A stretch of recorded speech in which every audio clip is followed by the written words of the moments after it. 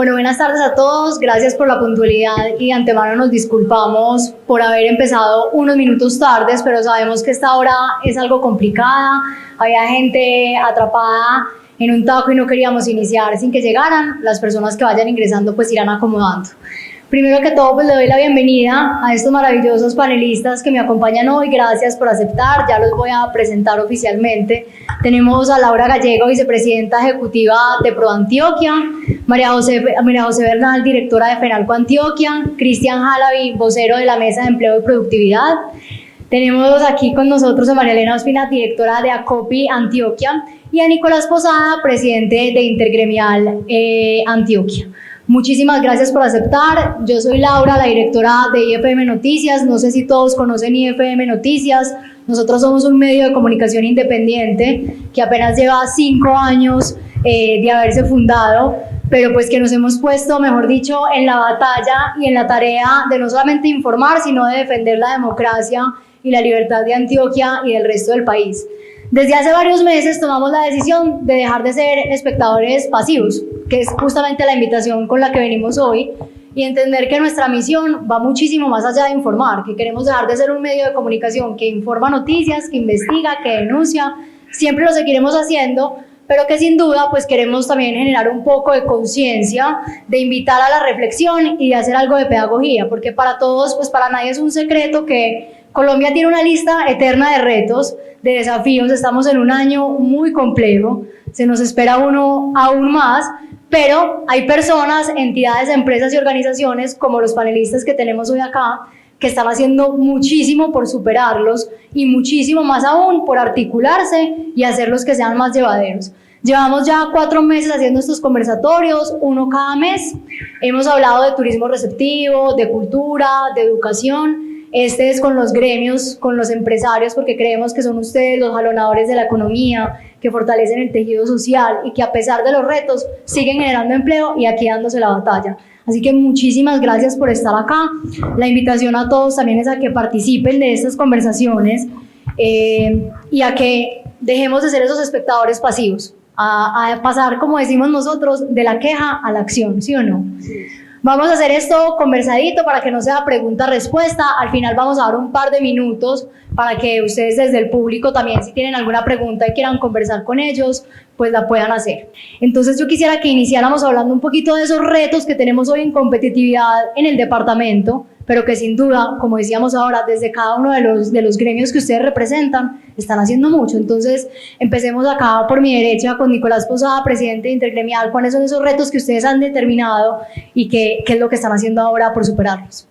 Laura, un saludo especial a ti, al equipo de IFM Noticias, a los panelistas y a todas las personas que están acá. Pues el Intergremial tiene 35 gremios económicos, entonces retos hay muchos y nos podemos quedar hasta las 12 de la noche. Sobre todo porque nosotros llevábamos desde gobiernos atrás una serie de proyectos estratégicos para Antioquia. Por solamente hablar de las autopistas 4G, solamente voy a poner uno, que en estos 3 años con este gobierno se frenaron y que gracias a la decisión de nuestros gobernantes, alcalde y gobernador, logramos darle una solución. Y eso es uno de los retos en materia de competitividad que estamos viendo. Primero hubo una tristeza, decepción, porque los paisas no nos quedamos quietos, los empresarios antioqueños siempre estamos trabajando, pero un gobierno que tiene una animadversión con todos los antioqueños muy grande, que pasamos de esa etapa de esa melancolía de decir, aquí estamos solos, entonces entre nosotros tenemos que hacer todo solos, y así lo estamos haciendo. Obviamente llevamos, y IFM lo sabe y reconozco lo que hizo en la administración anterior de la alcaldía de Medellín, denunciando todos los hechos de corrupción y lo mal que le fue a Medellín durante esos 4 años. Entonces también estamos atrasados 4 años, o sea, 4 años del anterior alcalde más 3 años de este, entonces vamos sumando en Antioquia, que es el foco, para mí es el foco de Colombia, donde menos presencia estatal hay, donde un alcalde hizo que Medellín retrocediera, algo que nunca había sucedido. Entonces los desafíos son muchos, por cualquiera de los sectores. Todos los que están acá pueden quedar hablando 3 horas. Tenemos todos los sectores con desafíos. Hay unos que estamos trabajando, pero hay otros que definitivamente tenemos que esperar hasta el próximo 7 de agosto.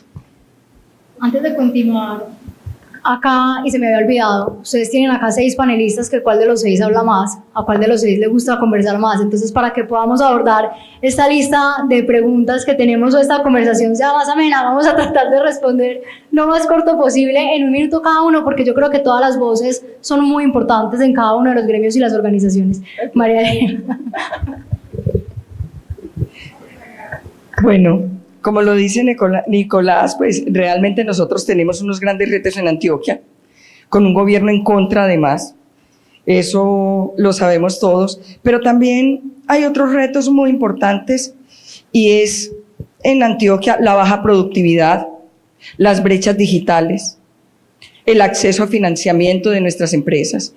Ahí tenemos unos grandísimos retos, porque una cosa son las grandes obras de país, las grandes obras de región, pero otra cosa es lo que mueve la economía, quién mueve la economía y cuáles esos grandes retos que tenemos para sacar a nuestras empresas adelante. Pienso que hay esos 3 retos, y desde el gremio que estamos haciendo un tema grandísimo en transformación digital para las empresas, tratando de cerrar esas brechas, trabajando en un tema de financiamiento colaborativo también para las MIPYMES, no solo de la región sino del país.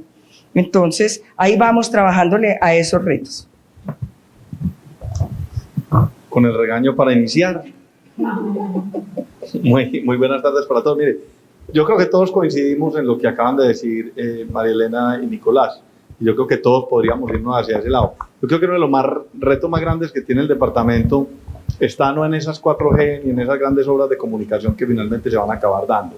Este es un departamento que es, digamos, bendecido hoy en esta situación, porque estamos recibiendo casi 2 millones de turistas al año. Y eso ha sido un influjo de dinero muy grande para la sociedad y para el departamento. Pero la falta de integración con la mayoría de los 125 municipios es demasiado grande. Entonces, el gran problema logístico, el gran problema de interdependencia, el gran problema de desarrollo real a donde tenemos que ir es a que haya muchos más ricos, muchos más empresarios y que las empresas grandes también crezcan. Y la única forma en que vamos a lograr eso es en el momento en que integremos un poquito a las regiones más distantes. Los sitios que Santa Rita de Ituango está a 6 horas en bus escalera del casco urbano. ¿Cómo pretende uno que el departamento realmente irrigue riqueza y que haya esta interoperabilidad, digamos, del departamento? Entonces yo quería como levantar al menos ese temita que creo que es un poquito diferente para añadirlo a los demás. Rapidito, María. Bueno, buenas tardes a todos. Muchas gracias a IFM, a todo el equipo por hacer posible esto, a mis panelistas, mis compañeros de panel, qué pena, y a todos los que hoy nos acompañan.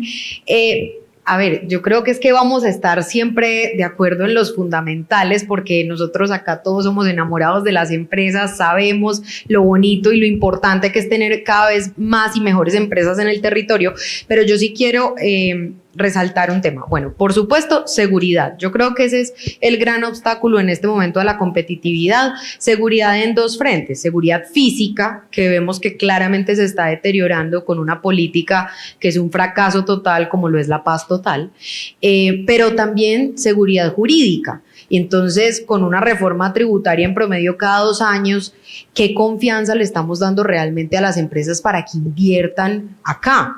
Porque es que ser empresario es poner todos tus ahorros, todos tus esfuerzos, todos tus trasnochos en un proyecto que nadie te asegura que sí vaya a salir adelante o no. Pero si aparte de eso tienes un Estado que te pone una tasa efectiva de tributación de más del 70%, 755 horas promedio año destina una pyme a atender trámites al año, entonces con eso en contra y pues con temas de seguridad física muy complejos, no le estamos dando la confianza necesaria a las empresas para que se promueva realmente esa competitividad. Y hay un tema de infraestructura puntualmente, ya voy a terminar, y es Medellín no está preparada, ya no se preparó y nos cogió el día, nos dejó el bus, pero pues de alguna forma hay que actuar sí o sí para recibir Puerto Antioquia. Si bien a Urabá le faltó mucho para prepararse, pues Medellín también. Estamos hablando del eje de la competitividad, conectando el puerto de Buenaventura con Puerto Antioquia a través de las vías 4G y demás. No va a ser Medellín el área metropolitana un paso obligado, pero sí va a ser una opción muy atractiva para toda esa carga que va a venir. Y como área metropolitana no vamos a ser capaces en este momento con la infraestructura que tenemos de recibir eso. Eso es un problema de competitividad enorme que dentro de poquito se va a detonar. Bueno, gracias Laura y por supuesto al equipo de IFM por la invitación a ProAntioquia. Y simplemente un disclaimer y es dejar como claro una apuesta que tiene sobre todo ProAntioquia en esta conversación, sumándole a esta pregunta sobre los retos de competitividad, y es ojalá entender la conversación como en dos sentidos. Por un lado, y ahí me sumo a lo que acaba de decir María José, cuáles son esos habilitadores para la competitividad, donde sin duda uno de los desafíos más grandes que tenemos en Antioquia tiene que ver con la seguridad y con cómo se entiende la integración territorial de Antioquia por fuera del Valle de Aburrá con obviamente Medellín y el Valle de Aburrá, es decir, la concentración de las oportunidades económicas y sociales no pueden concentrarse en estos 10 municipios del Valle de Aburrá. Tenemos que pensar en los limitantes y en las barreras que encontramos para la integración socioeconómica y regional de las regiones de Antioquia. Y eso me lleva al segundo gran reto que tenemos, y es cómo entender Antioquia de cara al mundo. Es decir, cómo entender Antioquia, la integración de Antioquia en la conexión global. Y eso tiene que ver con tres grandes, a nuestro juicio, digamos, tres grandes desafíos que consideramos que además van a ser catalizadores del desarrollo de Antioquia. El primero, lo que acaba de mencionar María, pero yo insistiría en pensarlo no solo en Puerto Antioquia, sino en lo que representa hoy Urabá como ese futuro cuarto hub logístico, industrial, agroindustrial y portuario de Colombia en los próximos 10 años. Y es que Urabá no se está pensando por fuera de la conversación, ni siquiera de Urabá y ni siquiera solo de Antioquia, sino en la conversación nacional. Cómo se integra con esa red portuaria que ya existe de Cartagena, Barranquilla, Santa Marta. Cómo se integra en la conversación con el Pacífico, por supuesto, Mar 1, Mar 2, Túnel del Toyo, Pacífico 1, Pacífico 2. Es decir, cómo superamos la discusión de los límites político-administrativos y construimos una agenda de desarrollo y de competitividad nacional.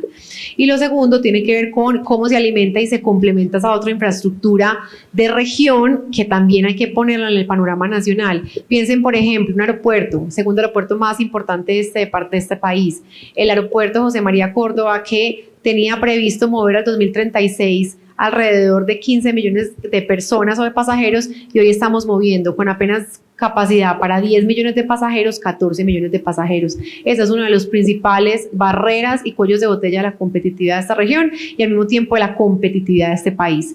Y cierro con lo que acaba de decir Cristian, y es, ojo, que el turismo es una economía que genera empleo, que atrae inversión, que hoy es responsable de un boom económico muy importante para esta ciudad y que no estamos viendo ni estamos planificando de una manera contundente, pero además no estamos integrando la conversación a nivel regional, es decir, alrededor de las oportunidades que esta economía tiene para Antioquia y para integrar a Antioquia en una estrategia intencionada de una economía que hoy está transformando la dinámica económica y Fenalco lo sabe mejor que nosotros, alrededor de Medellín y por supuesto de algunas de las regiones de Antioquia, de las subregiones de Antioquia. Entonces creo que ahí hay tres grandes desafíos que al mismo tiempo son catalizadores del desarrollo económico. Laura, esa pregunta estaba muy difícil de responder en un minuto. No, Laura, demasiado bienvenida.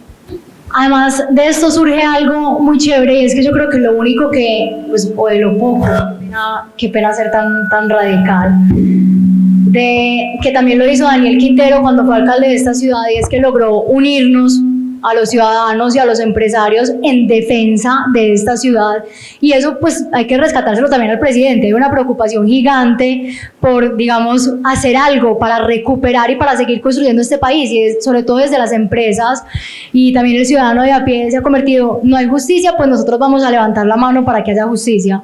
No está haciendo nada usted, pues nosotros le vamos a demostrar que desde las regiones podemos construir este país. Y acá vengo con la siguiente pregunta para que conversemos, y es el tema del tejido social. Cómo los empresarios fortalecen ese tejido social, además de generar empleo, ¿cierto? Porque ustedes están haciendo mucho por cada una de las comunidades, por la sociedad en sí. Entonces yo quisiera que un par de ustedes me contaran cómo desde el gremio empresarial se fortalece el tejido social, además de generar empleo. Sí. Bueno, aquí me dieron la palabra a mis compañeros, que conste pues que no quiero cooptar la conversación. No, yo diría tres cosas. Lo primero es que el papel de las empresas, digamos, las empresas tienen un papel muy importante en habilitar el empleo, pero siento que a veces nos quedamos en esa conversación y realmente detrás de la generación de empleo, pues hay todo un todas unas apuestas sociales muy importantes, que a veces no logramos nombrar de manera directa. Hoy estamos haciendo unos esfuerzos no solo en generar empleo, sino en generar empleo con enfoque diferencial en mujeres, en jóvenes, en población migrante, y el impacto que esto está teniendo en la agenda social de este país es muy poderosa. Yo diría, las empresas hoy han asumido una responsabilidad que podríamos entrar en un debate de si esa responsabilidad es competitiva o no, pero lo cierto es que no podemos separar el desarrollo económico del desarrollo social. No son dos agendas que van de manera independiente, son dos agendas complementarias, y creo que hoy hay sintonía absoluta del rol de las empresas en esa conversación y de un rol que va más allá de simplificar la conversación alrededor del empleo. Les pongo el ejemplo, en ProAntioquia ahí tenemos 70 grandes empresas de este país, que incluso presencia no solamente en Colombia, sino en algunas de ellas en América Latina, y creo que hay un carácter que las representa, y es la importancia de entender la construcción o la generación de valor económico va compaginada a la creación de valor social. Cuando uno crea riqueza, también aporta a la construcción de valor social. Cuando uno genera empleo, y genera empleo en muchos casos con enfoque diferencial, también contribuye a la generación de apuestas sociales. Les voy a poner 3 ejemplos que para nosotros son contundentes. Creamos desde el liderazgo empresarial una alianza por el empleo para jóvenes y mujeres. Una alianza financiada 100% por el sector privado para tratar de reducir el desempleo, especialmente en esos 2 grupos poblacionales que les ha costado más integrarse al mercado laboral.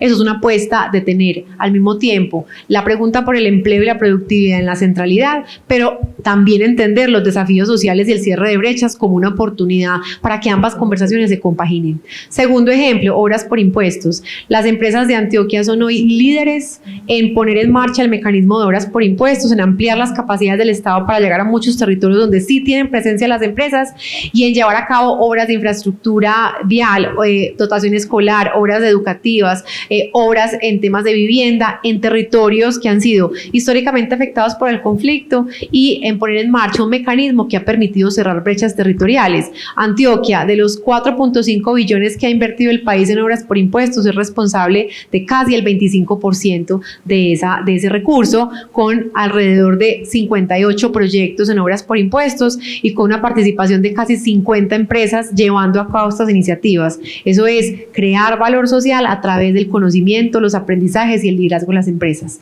Y cierro con una tercera iniciativa que da muestra de cómo esa conversación hoy, pensarla solo desde la lógica del empleo, es simplificar el rol que tiene la empresa y la conversación que ha podido liderar.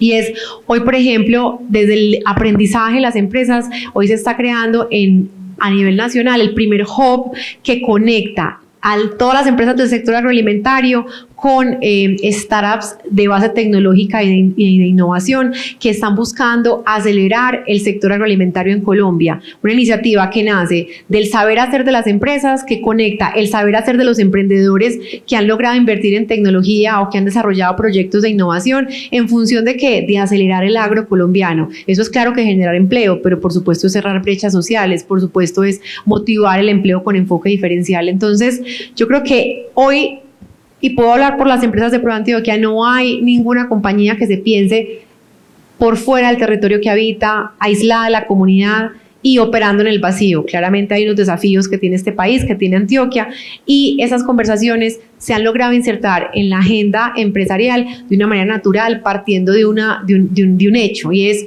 el desarrollo económico no va por un lado y el desarrollo social va por otro. Generar riqueza también es la oportunidad de generar valor social, y es una conversación que hoy está, yo diría, parcialmente saldada.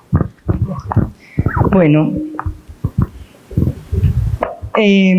no, totalmente de acuerdo con Laura. ProAntioquia y las grandes empresas han hecho un gran trabajo realmente, pero nosotros, las MIPYMES, somos el tejido empresarial más grande del país. Nosotros representamos el 99% de ese tejido empresarial, y asimismo se refleja en las regiones. Y míreme, si nosotros siempre hablamos mucho del cierre de brechas de ciudad-región por una sencilla razón: la gran empresa está concentrada en el área metropolitana. Son muy pocas las grandes empresas que hay en los territorios. El territorio, nuestros 125 municipios, tienen micro y pequeñas empresas. ni siquiera medianas. Entonces, nosotros le apostamos a tener empresas con propósito, porque, por ejemplo, en los municipios es muy importante el tema de la compra local, del desarrollo de proveedor local.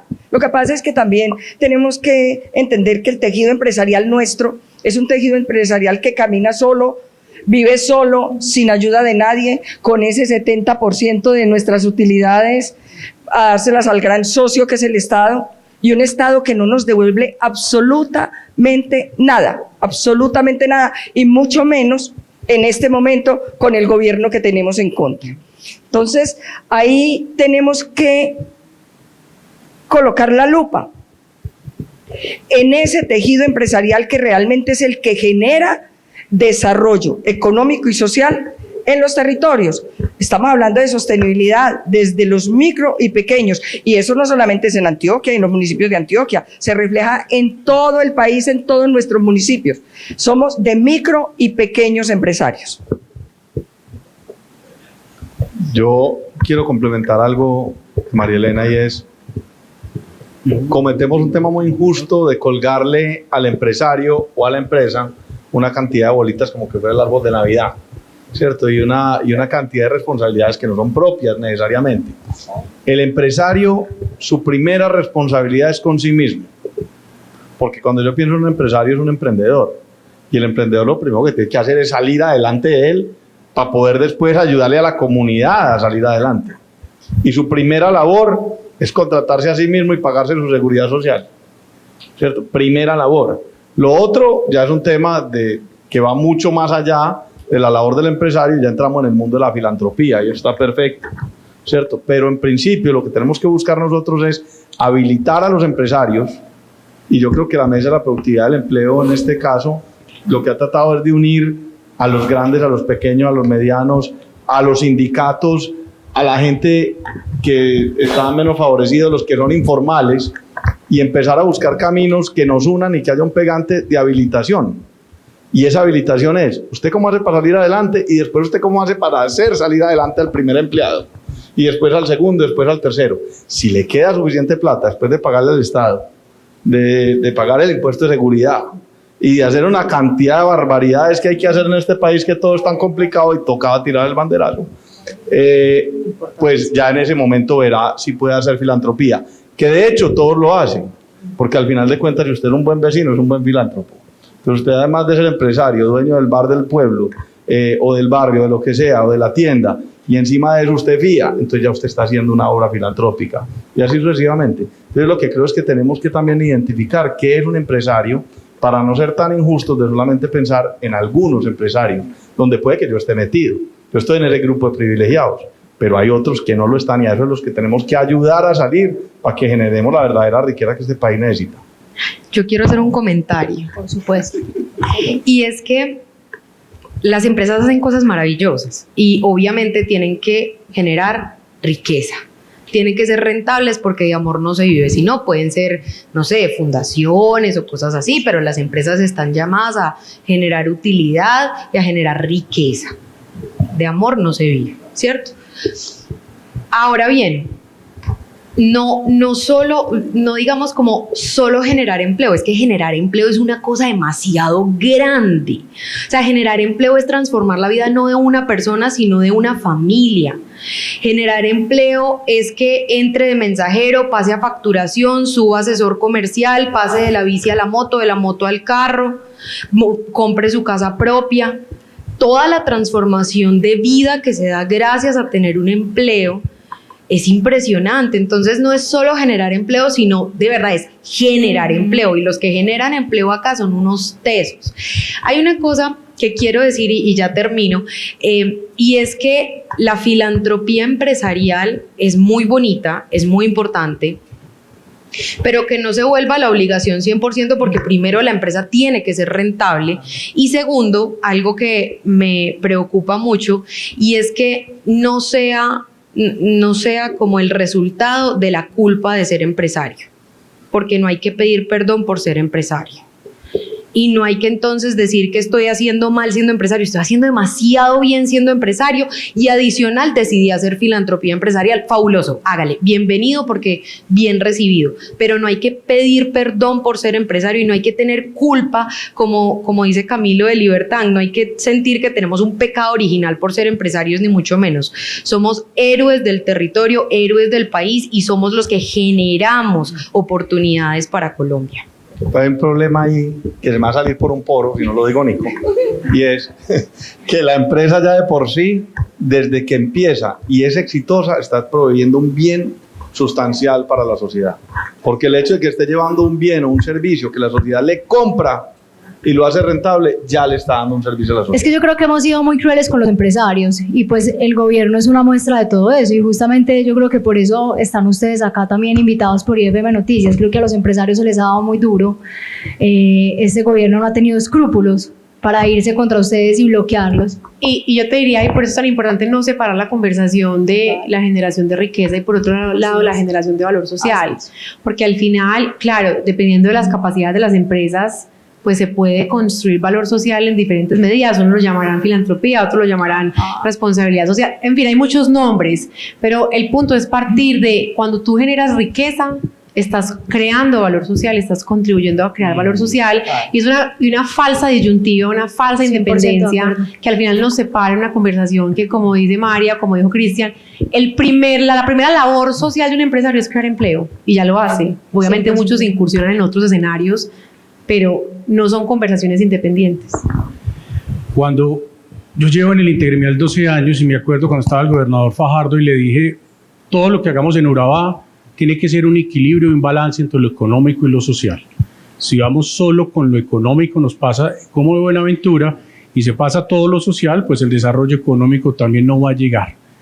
Desde ahí hicimos una estrategia con todos los 35 gremios, con todos los empresarios, era el desarrollo de Urabá va a ser para Urabá.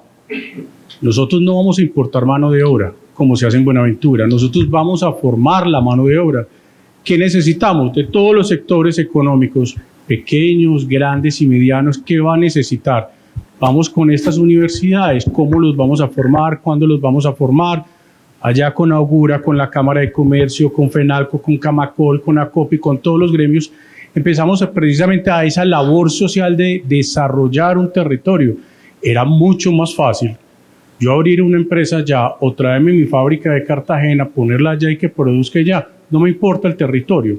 En Antioquia somos diferentes. En Antioquia sí nos interesa el territorio y sabemos que en esta tierra tan conflictiva que tenemos en Antioquia, que están todos los males de la criminalidad, si desarrollamos una región con empleo formal y apoyando a la sociedad, ese caldo de cultivo a la criminalidad lo vamos reduciendo. Yo sí los admiro mucho y desde IFM Noticias sí valoramos un montón y sé que no solamente lo hacemos en IFM Noticias, sé que la gente que está acá también y muchos ciudadanos les aplauden por continuar en la batalla a pesar de tantos retos que hay.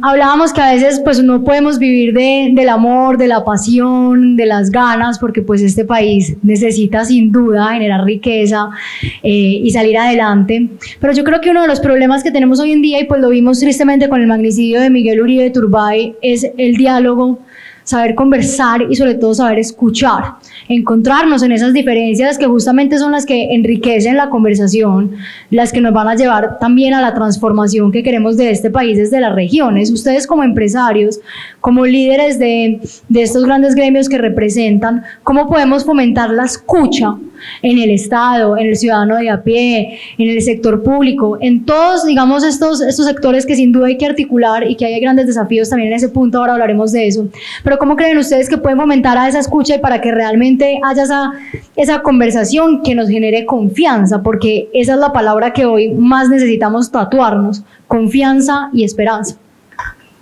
María, si quieres. María José. Bueno, yo creo que hay que fomentar esa escucha en diferentes niveles. Una de las cosas que a mí más me gusta de mi trabajo es poder escuchar a los empresarios todo el tiempo, porque el empresario es optimista por definición. Si no creyera que el futuro va a ser mejor, pues no mete todos sus esfuerzos, sus trasnochos y todo su capital y sus ahorros en ese proyecto que va a ser su empresa. Entonces es muy emocionante todo el tiempo escuchar empresarios.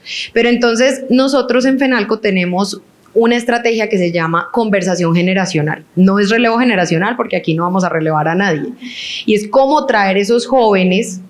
Tenemos Parche Fenalco, que lo hacemos en un lugar diferente de la ciudad una vez al mes y ponemos empresarios a conversar con jóvenes. Ya tenemos una comunidad de 500 jóvenes que en diferentes momentos del año nos acompañan.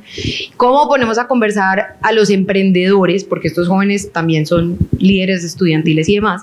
¿Y cómo ponemos a conversar a las segundas y terceras generaciones de las empresas? Creo que esa es una escucha a la que estamos llamados los gremios de una manera urgente. También tenemos escucha constante con el sector público, pero esa escucha tiene que ir en doble vía. Y es como ellos entienden pues los datos miedosos que les acabo de decir, de 70% de tasa efectiva de tributación, de casi 800 horas promedio de trámites al año, y es como de verdad se ponen en los zapatos de los que generan riqueza y oportunidades en los territorios. Esa es una escucha que falta especialmente ahora con el gobierno nacional, sí que más.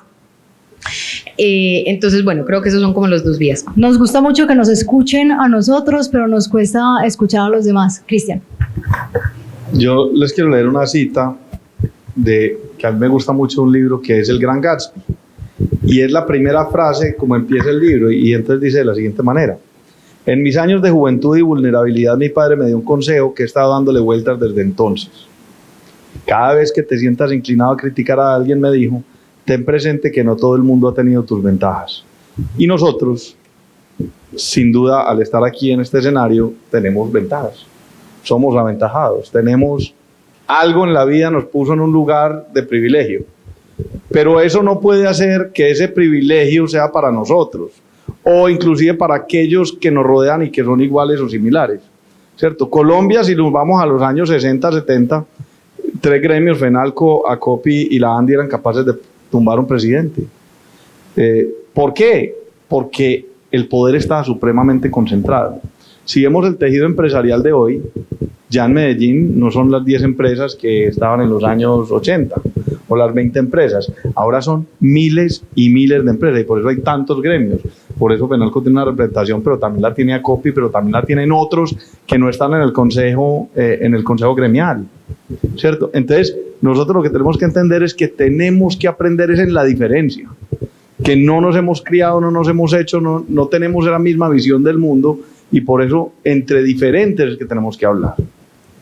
En estos días tuve la oportunidad de estar con un concejal de Bogotá en la mesa ancha, varias veces he estado con él, se llama José Cuesta, del Pacto Histórico, y después tuvimos una conversación muy bacana, y donde decíamos, hermano, es que solo podemos construir este país en la diferencia. Pongámonos de acuerdo para que a usted le vaya bien con sus creencias, a mí me vaya bien con mis creencias, y nos lo dijo también el señor Marrestrepo un día en el tema de la bancada antioqueña. Entonces, si nosotros no pensamos como empresarios, como líderes de gremios y de grupos intergremiales, que tenemos que pensar diferente y que tenemos que, además de eso, aceptar e incluir a aquellos que nunca han estado en nuestras propias organizaciones, vamos a seguir con la puerta giratoria, que lo único que hace es tener más horas de trámites al año, porque al final nosotros tenemos la culpa, perdón que lo diga, pero nosotros los que somos empresarios de mediano tamaño tenemos la culpa en la cantidad de trámites que tenemos, en los impuestos que tenemos, porque lo hemos permitido por el deseo de la comodidad, y porque además de eso, eso hace que haya menos o que haya más barreras de ingresos para la competencia, para que los chiquitos puedan surgir, para que puedan ser competidores míos. Entonces mi empresa seguramente es capaz de cubrir esas 700 horas, pero ¿qué hace el competidor que tiene 3 empleados? ¿Cómo hace para gastarse 700 horas de filas al año? Entonces la invitación es, sí, pensemos en la diferencia y construimos entre todos. ¿Para qué? Para que haya riqueza, para que realmente los chiquitos crezcan, son más ricos, consumen más, y los grandes también crecen y ganan más. Vale. Okay. Bueno, no, en esa construcción y en ese diálogo es muy importante el tema de la Universidad de Empresa-Estado, porque ahí es donde realmente nos tenemos que sentar a construir desde los territorios. Es difícil articular, ese es un gran reto que tenemos, porque si bien es cierto nosotros tenemos aquí el CUE, y que es muy importante, pero realmente es muy excluyente. Yo siempre he sostenido que el CUE es para un grupo élite de empresas, de empresarios, y las universidades. Yo me he reunido con los rectores para que miremos cómo se genera ese diálogo social realmente para que pueda estar incluido todo, la universidad, empresa, Estado y sociedad. ¿Cómo nos tenemos que escuchar? Y cómo podemos, dentro de ese diálogo franco, construir juntos. Pero eso realmente hoy no se da. Y ese es un gran desafío y un gran reto que tenemos de ese acercamiento, porque no puede ser para 200 personas que van al CUE, sino que es que esto tiene que ser para toda la región. No, quisiera hacer un comentario sumándome, por supuesto, a lo que se ha planteado sobre la importancia de la escucha y sobre todo de habilitar las conversaciones entre distintos, porque yo creo con toda convicción que justo es en esa conversación con los distintos donde uno encuentra caminos y además también se da cuenta pues de cómo se construyen ideas sobre los otros, que a veces lo que le muestran a uno es la oportunidad de crecer o la oportunidad de ver posibles puntos comunes y de trabajo colaborativo. Yo ahí simplemente mencionar, yo creo que la ciudad vivió en el marco de la pandemia unas conversaciones muy interesantes y hablo como experiencia personal desde ProAntioquia. Nosotros nos dimos cuenta en el marco de la pandemia, después del estallido social, que claramente y obviamente la desconexión que hubo con esta administración local y los desafíos que supuso en la interlocución público-privada, que en muchos casos a veces solemos tener conversaciones muy endogámicas de los mismos con los mismos, y es hasta que no nos enfrentamos a un momento de crisis que nos damos cuenta por la importancia de motivar esas conversaciones con los distintos y de motivar puentes de escucha y de sobre todo de escucha humilde para poder partir de la base de que el otro algo me podría enseñar. ¿Y por qué lo menciono? Porque la verdad es que, y hablo por ProAntioquia, nosotros nos dimos cuenta en el marco de ese ejemplo que acabo de poner, pues que no habíamos construido suficientes puentes de interlocución con los jóvenes y que los jóvenes también le pueden enseñar un montón de conversaciones y pueden hacernos un montón de preguntas a las empresas que son valiosas, que enriquecen y que nos dan muchísima más apertura. No habíamos tenido una conversación a lo mejor tan fluida con ciertas organizaciones sociales, en parte porque vivimos en el mundo de las etiquetas y el reto es pues asumir que no somos infalibles y escuchar qué tienen para decirnos. Por ejemplo, lo que acaba de decir Cristian, que me parece fundamental, ProAntioquia por primera vez se sentó con toda la bancada en pleno, ¿cierto? Desde la extrema, pues hablando a propósito de Omar, desde ideológicamente muy distintos todos, ¿cierto? Todos los colores posibles, partiendo de la base de decir, bueno, ¿cuál es la agenda que Antioquia le quiere proponer al país y dónde nos encontramos en términos de los retos que podríamos sacar juntos como bancada? Entonces, lo menciono es porque al final, no solamente en la diferencia hay riqueza, sino también cuando uno parte en la conversación sobre tu pregunta, no solamente partiendo de la escucha y de motivar esas conversaciones con distintos, sino también con humildad de no somos infalibles, eso permite construir agendas y enriquecer la conversación, y ese ha sido especialmente el caso de esta institución que vengo a representar en esta conversación en los últimos 5 años. Lau, tocaste un tema súper importante que a nosotros en IFM Noticias nos tiene súper inquietos, y son los niños y los jóvenes. Preocupa mucho, nosotros que ahora venimos haciendo en IFM un ejercicio súper riguroso, conversando con los precandidatos presidenciales, que hay más de 100, cosa que se me hace absurdo y ridículo. Ya hablaremos de eso porque no quiero politizar esta conversación, pero ningún precandidato, han pasado 24 por IFM Noticias hasta ahora, y ninguno tiene una política clara para los niños y los jóvenes, y yo digo, wow, a mí me hace muchísimo ruido cuando dicen los niños son el futuro, no, discúlpenme, pero los niños son el presente, no son el futuro, y hay que ponerlos en el centro de las decisiones. Y ustedes como empresarios, pues de alguna u otra manera también lo que decías, Lau, me pareció demasiado importante, y es dejar de juzgarlos y de pronto escucharlos un poco más, porque son ellos quienes realmente tienen ese poder de transformación, son ellos quienes están heredando este país que estamos creando, y pues tienen mucho que decir, no los podemos alejar para nada de la conversación. Así que ahí aprovecho a hacer esa cuña, también, que es una invitación que hacemos desde IFM Noticias, y es a involucrar a los niños y los jóvenes en las conversaciones, de pronto a escuchar más y a hacerlos parte. Ahora, cuando iniciábamos esta conversación con ustedes, y como les contábamos que es una de las razones de IFM Noticias de traer estos temas al centro de la mesa, queríamos pasar de la queja a la acción. ¿Cómo lograr que ustedes, que sabemos que están haciendo mucho, pero que ese desarrollo sostenible realmente se convierta en acciones concretas y no se quede únicamente en una declaración de intenciones? O sea, ¿cómo lo logramos? Querido Nicolás Posada, te corché ahí. No, yo creo que lo aprendimos. O sea, nosotros tuvimos un gran aprendizaje en Medellín con Daniel Quintero, una persona que iba en contravía de todos los valores que tenemos los antioqueños, una persona que solamente su interés es contratista. ¿Y cómo nos unió a todos? Mire, cantidad de gremios, cantidad de como decía María, Universidad de Empresa, Estado y Sociedad, todos unidos, es cómo sacamos adelante una sociedad. Eso fue un gran aprendizaje que tuvimos, que no nos dejó, que tú me decías, a la acción que hacíamos es precisamente cómo nosotros, y por eso, y Laura está acá, fundamos una veeduría que se llama Todos por Medellín. Y gracias a esa veeduría Todos por Medellín, esos 650, 600 algo procesos que tienen pinturita, porque si hay que decirle a los alias, a los criminales, se le dice por el alias. De esos 660, no todos vienen de la veeduría, pero del integral muchos gremios decían, mire, acá tenemos ya uno de nuestros empresarios que le ofrecieron una coima, un empresario que le dé esto, y denunciamos y logramos desde la acción cómo sacábamos todos adelante. Ahora con el presidente Petro nos vuelve a tener. Ahora no es solo Medellín, sino en Antioquia. Y como les dije ahora, era o todos nos quejamos, seguimos hablando que no hay nada para hacer, sin el gobierno Antioquia no puede crecer, o salimos de este aburrimiento, de esta depresión que teníamos todos, y juntémonos todos, juntémonos los diferentes, juntémonos los que no pensamos en la misma corriente, y tenemos el ejemplo de muchos congresistas que de pronto no teníamos esa cercanía, y ante tanta adversidad en Antioquia logramos juntarnos y hacer. Muchos sectores de nuestra economía, muchos empleos se han sostenido, es precisamente porque todos decimos Antioquia y los antioqueños no los van a vencer. Nosotros somos capaces de salir adelante solos. Obviamente, no es lo mismo estar solo que trabajar de la mano con un gobierno nacional. Me gustaría escuchar a María José desde FENALCO.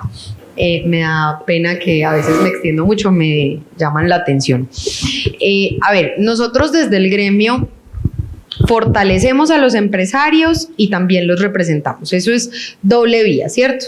Entonces, dependiendo de lo que necesitan, por ejemplo, ahora que conversábamos con Laura cómo fortalecer a los empresarios de Urabá, nosotros hemos hecho consultoría en ventas, consultoría laboral, consultoría en relevo generacional, y es cómo le voy a dejar la empresa a mi hijo, a mi sobrino, a mi nieto, que eso es muy importante. Creo que esa es una forma también de poner en práctica lo que necesitamos. Si estamos hablando de un sector empresarial fuerte, hola, ya. Un sector empresarial fuerte que crezca, que genere riqueza. Gracias, Lau. Porque pues necesitamos fortalecerlo. Y aparte necesitamos tener esa vocería. ¿Cómo la hemos implementado desde FENALCO? Porque FENALCO Antioquia. FENALCO a nivel nacional ha sido un gremio coherente, firme hasta el final, a pesar de que haya otras voces que prefieran aprobar reformas y demás. Nosotros hemos estado firmes porque hemos sido coherentes y consecuentes con todo lo que hemos dicho. Por ejemplo, la reforma laboral, que era pésima desde que nació y que no fue buena tampoco cuando ya pasó las 3, 4 filtros que iba y que ya sabíamos que debía morir porque era una reforma estatista para el empleo en un mercado laboral sumamente regulado como es el colombiano, sino que también pues estaba cediéndose a un chantaje del gobierno nacional. Eso a nivel nacional y muchas otras cosas, pero a nivel local, ¿qué estamos haciendo? Nuestro presidente nacional dijo, este gobierno nacional no quiere trabajar con las empresas, nos lo ha dejado súper claro, pero desde las regiones lo vamos a hacer.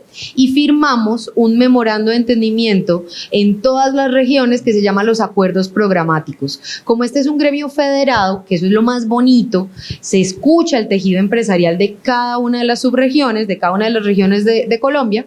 En Antioquia tenemos nuestras propias temáticas y son 5. Nosotros trabajamos en esos acuerdos programáticos que se firmaron con Gobernación y Alcaldía por seguridad, movilidad e infraestructura, espacio público y habitante de calle, turismo y austeridad en el gasto público. Austeridad y menor tamaño del Estado, eso es consecuente con todas las posiciones que hemos tenido de o aumentar o disminuir secretarías en las diferentes administraciones, consecuente con las posiciones que hemos tenido con sobretasas a la seguridad, con impuestos adicionales, es consecuente con las posiciones que hemos tenido en la mesa Sergio Ignacio Soto, en honor a ese gran líder que fue mi antecesor, el doctor Sergio Ignacio Soto, líder del gremio. Es una mesa de productividad en el Consejo de Medellín y el único objetivo que tiene es eliminar trámites. Ahí siempre le hemos extendido la invitación a nuestros colegas. ¿Cuáles son esas taras que no dejan que los empresarios hagan negocios, crezcan su empresa a nivel local? Ya tenemos una lista preliminar de 10, ya logramos un primer hito con uno de ellos y poco a poco vamos a seguir eliminándole esa carga, quitándole esa carga tan grande al empresario, que es lo que podemos hacer a nivel local. Y a nivel nacional, totalmente en coordinación con nuestra presidencia. Gracias. María Elena. Bueno, para pasar a la acción es importante, digamos, en las empresas, el tema de la compra local. Nosotros somos de comprar marquilleros, de comprarle al extranjero y no apoyamos lo local. Si nosotros apoyamos lo local, esa es una acción muy importante. La segunda, desde el gremio, nosotros estamos trabajando en un tema tecnológico muy importante. Nosotros creamos un centro de tecnología para las MIPYME y dentro de ese centro de tecnología tenemos MIPYME Negocia Latinoamérica, que en este mismo salón, entre otras cosas, el 29 de julio lo lanzamos con 6 embajadores de Centroamérica y el Caribe. Y MIPYME Negocia permite algo, y es democratizar los accesos, acceso a mercados más amplios, acceso a financiamiento, acceso a formación. Entonces nosotros estamos enfocados en cerrar esa brecha digital de nuestras MIPYMES. Yo pienso que ese es el gran reto y la acción que está haciendo ACOPI hoy. Bueno, hablaste de compra local y con esto también creo que vale la pena hacer la cuña y es esa invitación también a creernos el cuento. Creo que nosotros pedimos mucho para afuera, pero nos falta mucho a nosotros mismos creernos el cuento de lo que somos capaces. Acá viene un artista internacional y le hacemos fila, al otro día no hay boletas, no hay nada, hay algo local y uno se estresa un montón por llenarlo, por creerse el cuento. Entonces, muy contentos con las cifras del turismo, muy contentos con estar ahora en los ojos del mundo por nuestros artistas, por lo que somos, pero creo que tenemos que empezar por nosotros mismos también ahí. Total, reconocernos, valorarnos y en fin. Hay algo que quiero hacer también acá una invitación y es que estamos muy contentos también porque Colombia haya pasado al Mundial, pero aquí vengo con algo muy importante y me disculpan que lo medio politice, pero toca. Y es que yo no sé si ustedes habían caído en cuenta, pero el Mundial, pasa el Mundial y a los 2 días es la segunda vuelta presidencial. Entonces, acá yo sí les voy a pedir, porque acá creemos en que el liderazgo no es individual, el liderazgo es colectivo y esto es una muestra que juntos podemos transformar y que cada uno desde donde está puede dar un paso gigante. Así que me disculpan hacer este comentario acá, pero quiero aprovechar este espacio para que ustedes también pues rieguen la voz en sus círculos sociales, en sus familias y demás, a que muy rico que vayan al Mundial, pero vengan por favor antes de las votaciones, hay que votar porque si no, no tenemos derecho a quejarnos. Esta vez no nos podemos equivocar. Paso dejando este tema de lado y nuevamente me excuso por hacerlo. No, venga, ya que nos metamos ahí de una vez, yo tengo otro y es muy sencillo. Yo les he dicho a mis gremios, a mí no me interesa el candidato, yo quiero es una persona que volvamos a trabajar por Colombia, todos unidos. Pero si vuelve a ganar esta gente, y le dije a todos los gremios, nunca más van a volver a perder unas elecciones. ¿Y usted por qué sabe eso, Nicolás? Por Nicaragua, por Cuba, por Venezuela. Eso ya es un libreto. Acá no se está inventando nada. Se está siguiendo un manual de hace 60 años. De acuerdo, súper de acuerdo. Y vuelvo a lo mismo, hay que unirse, por favor. O sea, yo de verdad esta invitación sí la hago con mucha contundencia y es... Se me hace absolutamente ridículo que haya más de 100 precandidatos presidenciales. Ayer justamente sacábamos en IFM Noticias nuestra editorial de la semana y ¿y el Congreso qué? Se nos olvida que también se vienen nuestras elecciones de Congreso. Se nos olvida que pasar de 0 a 100 no es prudente para nada. O sea, y no tengo nada en contra de ningún precandidato, les valoro su intención de llegar a la Casa de Nariño, pero consideren el Congreso. Y que no se nos olvide que ellos son los que toman decisiones que inciden directamente en la vida de cada ciudadano. Se me acabó el tema político, si no, no paro. Pero bueno, volvamos a esa palabra de la que hablábamos al inicio, que es la confianza. Cómo los empresarios generan confianza en los ciudadanos para demostrarles que justamente si nos unimos, sí es posible lograr transformaciones colectivas. Lau.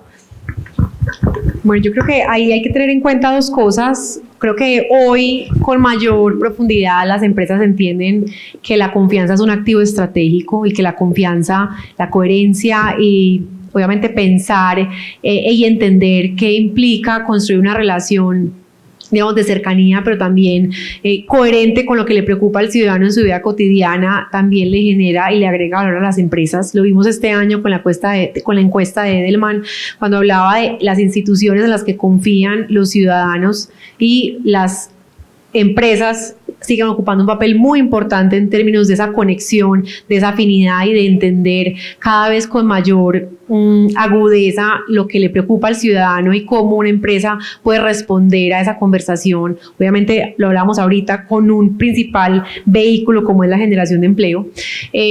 Pero creo que lo que realmente ha logrado transformar la interlocución de las empresas en relación a la confianza es poderla integrar como un activo valioso.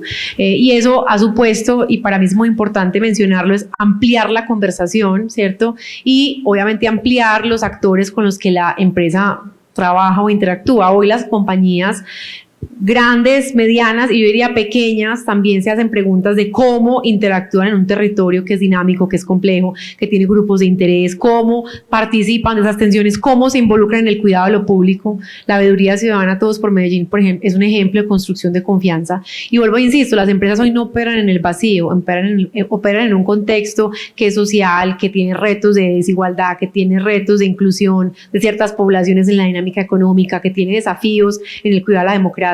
Y eso hace parte de construir confianza, hace parte de entender que este país tiene unos desafíos donde las empresas no son ajenas y donde interactúan con cada vez más valentía, con cada vez más coraje, incluso planteando mensajes como, ojo, que el principal activo social de las empresas es la generación de empleo, ojo que construir riqueza no va por un lado y la construcción de valor social por otro. Eso es construir confianza.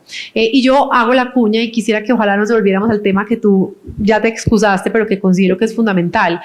En este momento construir confianza, y sobre todo desde la lógica de las empresas, es no ser indiferente a lo que ocurre en el país, y sobre todo es tomar posición en términos de cuidar la democracia, rodear las instituciones y participar activamente del cuidado de lo público. Lo que viene en el próximo año es el mayor desafío de construcción de confianza que tenemos quienes lideramos instituciones, gremios y sobre todo quienes estamos liderando las empresas. Y es, por un lado, no va a lo político, por otro lado no va a lo público, sino que es una conversación muy importante que interpela el liderazgo empresarial, que interpela la valentía empresarial, que interpela a las empresas. Y creo que esa va a ser la mayor muestra de confianza del tejido empresarial en la construcción de país y en la creación de valor público en Colombia. No lo pudiste haber dicho mejor. Gracias, Lau. Voy por ese mismo lado, por eso voy a hablar muchos de nuestros gremios de pronto por su carácter tenían una independencia a hablar de temas políticos. Claro, estaban enfocados en su sector, tienen que obedecer unos intereses de todos los gremios, de los estatutos, de su misión. Pero yo creo que algo nos enseñó, y vuelvo al periodo anterior de Pinturita, el de ahora, el de Petro, donde a los gremios les da un nuevo aire en su gestión, y es decir, si nosotros nos quedamos callados y no representamos los intereses de los empresarios, pero representar los intereses de los empresarios es de los trabajadores y de los trabajadores de las familias. Si nos quedamos callados ahora, si no actuamos ahora, porque esto no es tomar un color político o una bandera política, es defender los intereses democráticos del país. Eso es lo más importante.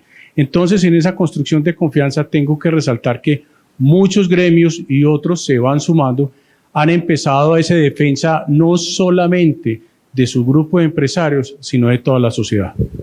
Así es. Varias cositas. Una, en cuanto a las elecciones, yo sí, a mí me faltan 20 candidatos buenos, para que sean 120 siquiera.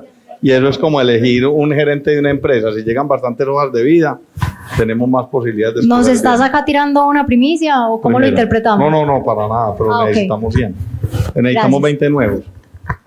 Segundo, unirnos, sí, pero unirnos nosotros, los empresarios, en las ideas, porque es demasiado importante nosotros entender que lo que une a la ciudadanía al final es una idea o una concepción social. Acuérdense que todo lo que vivimos es una construcción social. O sea, un peso tiene valor porque es una construcción social, es un relato alrededor de eso.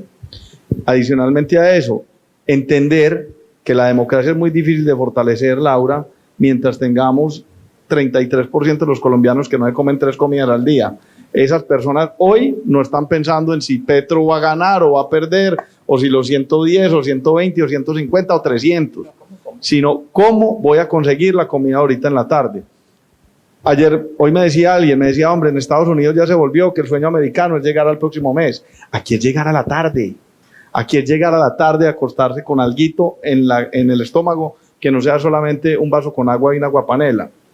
Entonces, nosotros sí tenemos que pensar es esto. ¿Por qué Colombia, siendo la mejor propiedad raíz de América, lejos, la mejor esquina, como le dicen, y Antioquia ni hablar, por qué nosotros no estamos desarrollados y por qué el 50% de la gente de nuestra fuerza laboral se iría de Colombia si pudiera? Entonces, ¿cómo hacemos nosotros para unirnos en las ideas, que todos las tenemos claras?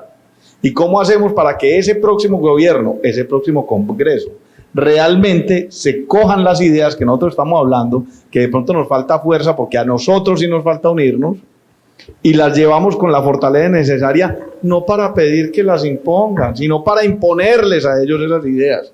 Dile, señor, usted es el presidente de Colombia, muy bien, cuenta con nosotros, pero siempre y cuando los trámites de 700 horas bajemos a 100, vení los impuestos, bajemos a 30, vení tal cosa, y eso lo tenemos, no podemos seguir nosotros siendo mendigos de la puerta giratoria, sino que tenemos que exigir que eso sea así. ¿Para qué? Para que esta gente pueda realmente comerse las 3 comidas del día. Bueno, me falta una pregunta para cerrar, para darle también la oportunidad al público de hablar, y sobre todo porque sé que pues, trato de respetar el tiempo de los demás, pero ahora dijiste algo que me gustó y que justamente es el objetivo de estos conversatorios. Decías, nos falta unirnos. ¿Cómo nos unimos? ¿Cómo nos articulamos?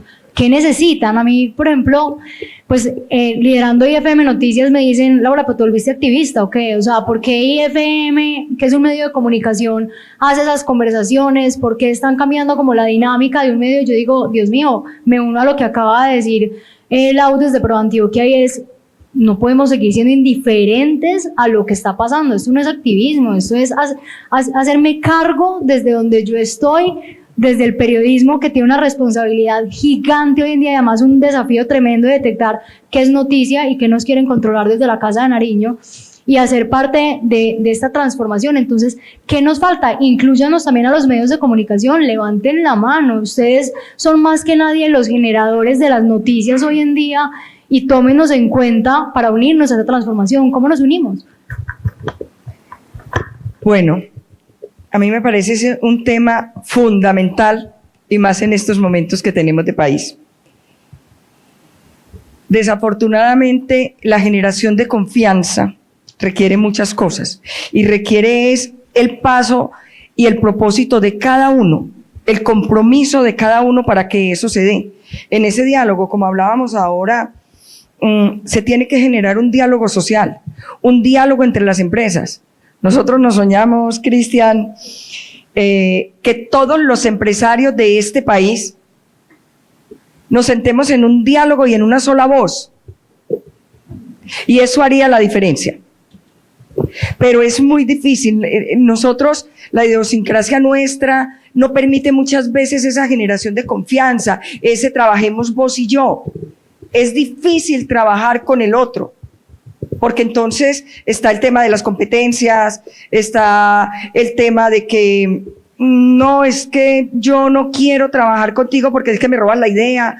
O sea, eso todavía existe, eso es increíble, eso debió de pasar hace mucho rato, pero todavía hoy eso persiste en nuestro medio.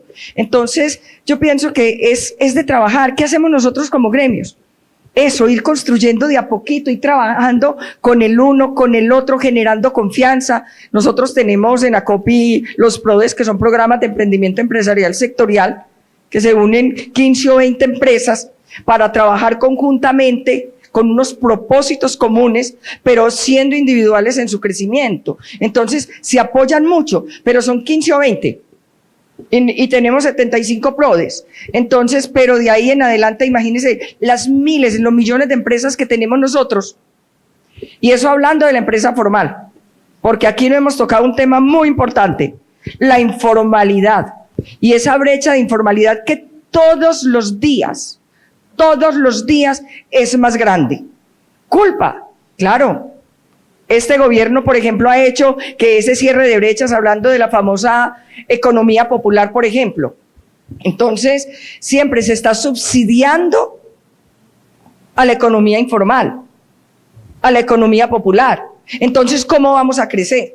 Y ahí no se generan las confianzas. Entonces, yo pienso que ahí es de un diálogo tú a tú, poco a poco. Lo que nosotros hacemos es un apostolado. Los gremios somos un apostolado, de ir llevando como ese mensaje, de ir llevando ese diálogo, de irlos llevando, evangelizadores, sí. Pero como decía María José ahora, pastora, como decía María José ahora, míreme, los empresarios somos héroes. Porque es que hacer empresa en este país es lo más difícil del mundo, porque nosotros ni en este gobierno, ni en otros gobiernos hemos tenido unos apoyos de la institucionalidad, de los gobiernos, de decir que se sacan unas políticas públicas que realmente valgan la pena, que fortalezcan el tejido empresarial, porque ¿quién genera el empleo? Nosotros, pero en eso no se fijan estos gobiernos. Entonces yo pienso que ahí sí, en esa generación de confianza, mucha tela que cortar. Gracias, Magdalena. Cristiano. Muy cortico. Pero por favor, muy cortico. Vea, soñémonos, yo creo que tenemos que soñarnos un país. ¿Qué dijo? Enfocado, por Hable favor, mal de que mí a tenemos mis que espaldas. cerrar el Es conversatorio. que habla mal de mí a mis espaldas y es muy duro. Mire, soñémonos un país, juntémonos para eso, y eso sí le digo yo a todos los empresarios, a los gremios. En el caso mío hoy, la Mesa del Empleo y la Productividad no tiene un director, o sea, yo soy un vocero, pero nosotros tenemos 35 voceros en las 35 organizaciones que tenemos, y dependiendo del lugar en que estamos, el vocero es aquel que tiene mayores capacidades y que los demás reconocen para eso. Entonces, la invitación es soñémonos ese país, impongamos esa agenda, pero impongámosla para que todo el mundo pueda salir adelante. Y es decir, no podemos nosotros pensar en seguridad si no tenemos riqueza, si no tenemos oportunidades. No podemos pensar en educación si no exigimos más desde las oportunidades. Y así podemos ir con todas las áreas de la sociedad colombiana. Entonces, juntémonos nosotros y exijamos, pero exijamos, no simplemente pidamos. Dejemos de ser mendigos que nosotros pagamos los impuestos. Bueno, y para cerrar, me gustaría que uno de ustedes se tomara la vocería de esta pregunta que para IFM Noticias es demasiado importante. La volvimos casi que un ritual, se la hacemos a los candidatos, a los empresarios, a cualquier persona que pasa por los micrófonos de IFM, y es, ya no hablemos solamente de los retos y los desafíos. Yo creo que este país necesita esperanza. ¿Qué mensaje de esperanza le quisieran dejar hoy al país? No solo a esta gente que está acá, que valoramos y agradecemos porque vinieron hasta acá. Esto queda grabado, sale por IFM Noticias mañana, y yo quisiera que el país se llevara un mensaje de esperanza por parte de ustedes, que más que ninguno, pues son generadores de esperanza. Una palabra cada uno. Una palabra cada uno. Nicolás. Nico. Unión. Resiliencia. Empuje. Dejen camellar. Confianza. Bueno, y me devuelvo, y es porque Medellín va a cumplir años muy pronto, y yo quisiera que en una palabra ustedes describieran a Medellín, de allá para acá.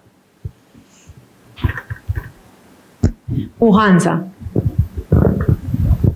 Su gente. Son dos. Fe. Templanza. Articulación. Ya saben. Muchísimas gracias a ustedes. Ahora le voy a dar la palabra al público. No sé si alguno tiene alguna pregunta. Le llevamos el micrófono hasta allá, por favor, alguien del equipo de IFM. Uy, esto se complicó. Creo que 3 preguntitas, porque ya está tarde, arrancamos tarde, 3 preguntitas muy cortas con respuestas muy cortas. Para cerrar, adelante. Dices tu nombre, porfis, y de dónde vienes, de dónde nos visitas, amigo. Dale, mi nombre es Juan Pablo Orozco Salazar, vengo de Compañía Agrícola de la Sierra. Primero, darles las gracias y reconocerles a ustedes ese liderazgo y esa gestión pues, que hacen en representar a los gremios y esa articulación que hoy desarrollan. Yo tengo 2 preguntas. Uno es, yo creo que estamos a puertas de una de las crisis energéticas más grandes que va a enfrentar el país y el departamento, y eso sí va a parar plantas. ¿Cómo ven ustedes esa problemática, por un lado? Y por el otro lado, cuando hablamos de regiones, me gustaría conocer por parte de ustedes la visión del nordeste antioqueño. ¿Qué piensan y qué ven ustedes para esa subregión del departamento? Mire, nosotros, a mí se me acerca el grupo Promigas en el gobierno de Pinturita, y me dice: Nicolás, ayúdame, tengo un proyecto de $400 millones.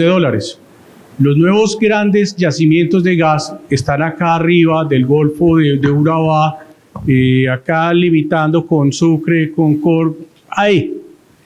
Nicolás, necesito solamente que usted me ayude con EPM y el gobernador de Antioquia, porque le voy a sacar el mayor tubo que vamos a tener en este momento de gas, pero le voy a llevar el tubo hasta Urabá. Nosotros en este momento en Urabá tenemos solo el gas por los carrotanques estos. Para la competitividad de Urabá es fundamental tener la energía y tener el agua. Sin energía, ya muchos empresarios nos están diciendo: yo no puedo trabajar con un carrotanque, gasotanque, no sé cómo se llama esto. Yo necesito como lo tienen las grandes ciudades, es un gas por gasoducto. Después entonces nos llevaban una rama principal a Urabá, otra atravesaba toda Antioquia, Laura, hasta el área metropolitana, y se iba a convertir en el gran centro de transmisión a nivel nacional. Adivinen quién metió las garras y dañó el negocio. Pinturita. $50 millones, me hablaron en esa época de la comisión, se lo dieron a otra empresa que se llama Canacol. Canacol no podía desarrollar ese proyecto. Años después, el gobierno dice: Canacol no puede desarrollar ese proyecto. Entonces, miren las problemáticas que tenemos en eso, y ahora con la problemática minero-energética, no solamente en la producción del gas, sino lo que está sufriendo otro gremio que se llama la Asociación Colombiana de Petróleo con esto. Pero además vámonos por lo que nos iban a frenar en Hidroituango, que logramos entre nosotros, porque Pinturita era el presidente de la Junta de EPM, entre la berraquera de nosotros con los medios de comunicación, logramos medio frenar todo lo que se iba a hacer con Hidroituango, que era paralizarla. Pero ya vemos en materia energética, que es una gran preocupación, que lo que queremos ahora es energía limpia con las pequeñas centrales hidroeléctricas, pero que al gobierno tampoco le sirve si no le sirven paneles. Voy a contestar esa, y la segunda sí la dejo a los compañeros. Ahí aprovecho de hacer la cuña, y es que en octubre nuestro tema de los conversatorios es transición energética. Vamos a tener unos panelistas súper chéveres para que estés ahí muy pendiente de ese tema. El tema, para complementar, hay que rezar para que siga lloviendo mientras resolvemos el tema estructural, porque en el corto plazo no se ve. El tema del Nordeste, yo creo que el Nordeste es uno de las subregiones con más desafíos, porque ha sido una de las más relegadas, por así decirlo, y relegadas porque el único gran proyecto que hubo en el Nordeste fue en su época el ingenio de Gachí, y el ingenio, al ser abandonado por razones financieras equivocadas, cuando no miraron bien cómo funcionaba, cómo eran las externalidades entre la FLA y el ingenio, entonces el uno perdía plata, el otro ganaba mucha, y no vieron que era un tema complementario, abandonó la región, y eso lo dejó en manos de una cantidad de grupos armados. Hoy está medianamente pacificado, pero con muchísimos retos, porque tiene unos retos de avance muy grandes, y encima de eso, unos municipios con extensiones que podrían ser países del mundo. Entonces, esas extensiones, eso no se ha llegado nunca a abarcar con integración tecnológica, ni con integración de infraestructura, Entonces tiene unos retos muy importantes, pero también está lleno de oportunidades por las nuevas vías que pasan por el Nordeste. Entonces las oportunidades que tiene son grandísimas de comunicar la costa colombiana con la Ruta del Sol y adicionalmente pues con Medellín, el área metropolitana y el puerto de Urabá. Hay que hacer un trabajo en el Nordeste, eso lo hacíamos, lo dijimos en el foro de la integridad la semana pasada, es un trabajo como se hizo con Urabá, es un trabajo de muchísimos años, de confianza, de articulación, de unión, de visitas, de generar algo, pero de la noche a la mañana es imposible. Y sobre todo estrategia, porque yo creo que parte del trabajo que todavía está pendiente por consolidar en algunas subregiones es entender muy bien, más allá de las vocaciones productivas, cuáles son las especializaciones que queremos tener y cómo se integran a una agenda regional y nacional más potente. Yo creo que ahí nos ha faltado como pensar muy bien esa conversación con el Nordeste de una manera mucho más estratégica. Listo, vamos con 2 preguntitas más, porfa, y les voy a pedir ser un poco más cortos porque ya debemos cerrar el foro. Adelante. Listo, entonces mucho gusto, Juan Diego Suárez, embajador de todo lo que están mencionando acá para fortalecer el tejido empresarial. La pregunta que queremos entender también desde estas articulaciones de los gremios es revisar qué están planteando los gremios para esos fondos de inversión social donde el protagonista sea el empresario y realmente les ayudemos a hacer visibles estas apuestas en los territorios, porque sabemos que mencionaban ahorita obras por impuestos, ¿cierto? Pero tiene una limitación en algunos territorios, pero hay otras gestiones sociales y empresariales que fortalecen el tejido empresarial más cercano acá al área metropolitana y conectar con las otras regiones. Por ejemplo, en este momento digamos que los fondos hoy son solamente a través de empresas que tienen fundaciones, ¿cierto? Y ellos apuestan a través de unos programas de fortalecimiento empresarial, ¿cierto? Pero los privados sí. Y simplemente nos están llegando esos recursos para poder entonces atender esas realidades, pero los protagonistas son las grandes empresas. Pero ¿cómo se están articulando toda esta masa de empresarios en el tema realmente de una inversión social, una bolsa de inversión, donde los territorios puedan formularles también a ustedes esas propuestas, para que ustedes sean los protagonistas, porque nos han minimizado el esfuerzo que hace el empresario a nivel país? Yo simplemente una precisión para darle la palabra, y es que no es cierto que sea solo para grandes empresas. De hecho, justo lo que permite mecanismos como obras por impuestos es la integración entre grandes, pequeñas y medianas.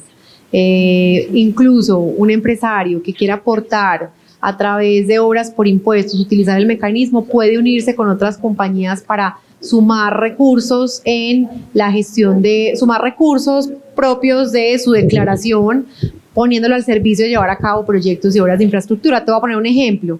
El acueducto de Nueva Colonia es el resultado de grandes compañías que se unieron con compañías medianas y pequeñas y juntos crearon pues la posibilidad de tener acceso a operar el mecanismo de obras por impuestos para construir el acueducto de Nueva Colonia, un proyecto de 120.000 millones de pesos que una gran empresa sola incluso no lo puede llevar a cabo y que una pequeña suma con su propósito y suma con sus recursos en función de su disponibilidad a apostarle al proyecto. Entonces, ahí te diría, realmente no es un mecanismo para grandes compañías, es un mecanismo para cualquier compañía que quiera pues poner al servicio la apuesta de sus recursos, no transfiriéndoselos al Estado, sino hasta el 50% a un proyecto en un municipio PED y SOMAC. Ahora, habría que ver qué otros fondos sociales a los que tú apelas valdría la pena revisar en detalle. Gracias de verdad pues a ustedes por quedarse hasta el final. No, mentiras, yo entiendo que se tenían que ir los demás. Gracias por aceptar la invitación, gracias por creer en IFM Noticias, que siempre lo han hecho. Gracias. Además, gracias a todos los que vinieron y los invitamos a que sigan pendientes porque de estos conversatorios vamos a hacer uno cada mes. Chao.